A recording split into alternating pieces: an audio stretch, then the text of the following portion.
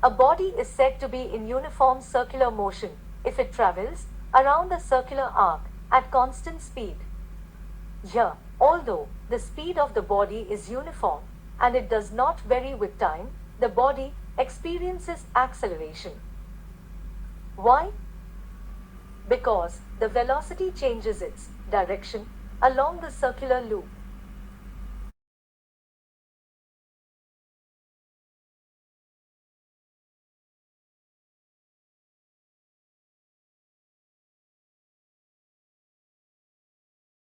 This 3D visualization of uniform circular motion link is available at the website physics3d by sazi.github.io.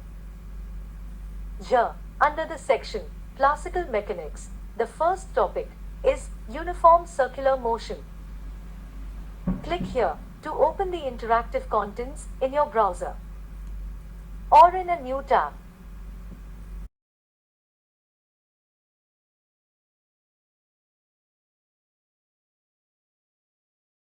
Uniform circular motion is a movement of an object along the circumference of a circle or rotation along a circular path with constant angular rate of rotation and constant speed. As shown here, the object always undergoes change in its position, and theta is the angle swept in time t.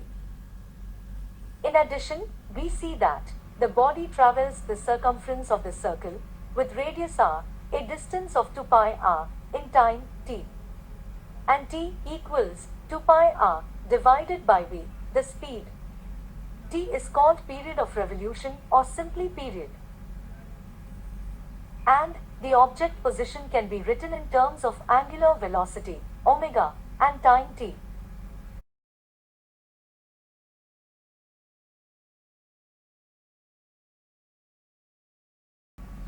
Differentiating the position with time, we get the velocity of the particle, and differentiating again the acceleration of the particle. The magnitude of this acceleration. A equals v square by r, where r is the radius of the circle and v is the speed of the body. The angle between the position and velocity vector, velocity and the resultant acceleration vector is 90 degrees. They are perpendicular to each other.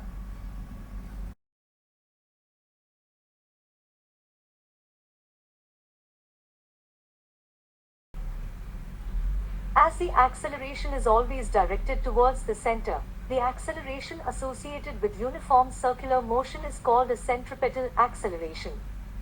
Centripetal meaning center seeking. To see the derivation of centripetal acceleration, radial and tangential components, scroll down the webpage.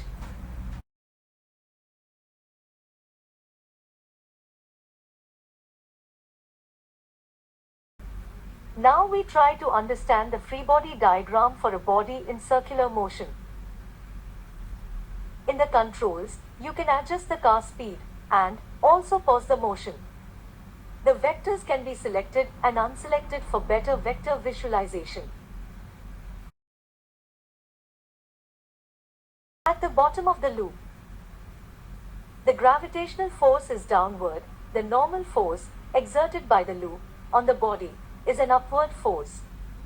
The net upward force that provides the centripetal acceleration has a magnitude of normal force minus gravitational force.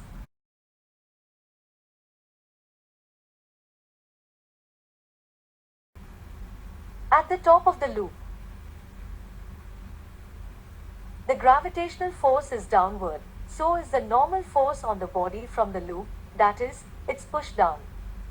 Also, the force due to centripetal acceleration of the body is downward.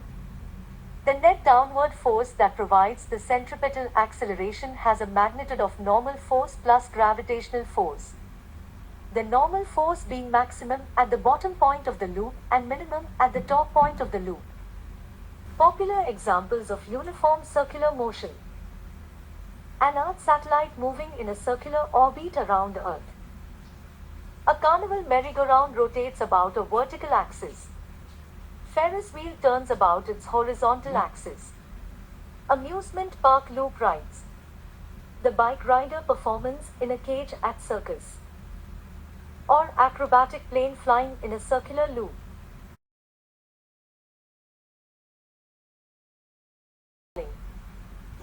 When viewed in a rotating frame of reference, the force that appears to act on all objects is called centrifugal force.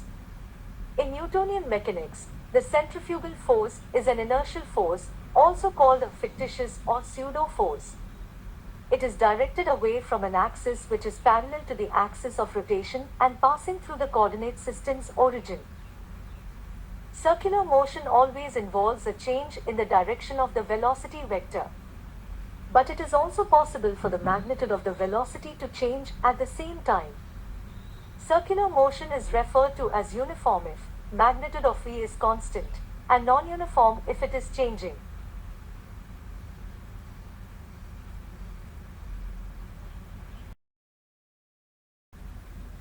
To visualize how centripetal force plays a role on a curved road with banking, visit the same. Under Classical Mechanics, available at physics3d by sazi.github.io.